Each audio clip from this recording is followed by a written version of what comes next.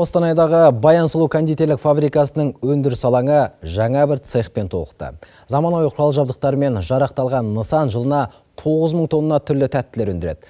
Жаңа технологиялық желінің іске қосылуымен экспорт көлемі де артпақ. Биылдың өзінде фабрика басшылығы кондитерлік өнімдердің шетелдерге сатылымын 10%-ға дейін көбейтуді көздеп отыр.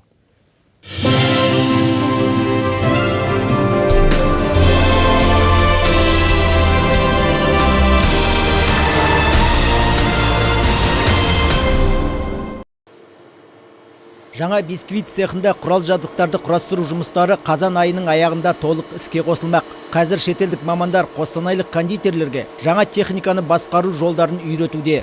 Мына бір бөлігінде печенеге қандай көлемде болса да қою тосап, тәтті томба, бал, зефир қоса аламыз. Төменгі жағына да, жоғарғы бөлігіне де біркелкі жағылады. Айта кететін жайт, еш жерде адам қолы тағамға тигізілмейді. Жаңа цехтың ашылуы жергілікті тұрғындардың әлеуметтік жағдайын жақсартуға септігін тигізеді. 45 адам жұмыспен қамтылды, солардың бірі Ләззат Шербаева. Мен осы зауытта 2 айдан бері істеп жатырмын. Маған жұмысым өте ұнайды. Жалақыны уақытта алып тұрамыз. Менен де басқа осында жұмыс тапқан адамдар көп. Әлемдік нарықта бәсекелестікке төтеп беру үшін өндірісті заман талабына сай жаңартып отыру маңызды. Осы мақсатта тың жобаны іске асыруға Нұрлы жол жаңа экономикалық саясат бағытында Қазақстанның даму банкі қаржылай қолдау көрсетті. Кәсіпорын басшысының айтуынша алдағы уақытта экспорт көлемін ұлғайтуға мүмкіндік артады. Жылдан жылға біздің өндірістің экспорт көлемі өсіп жатыр.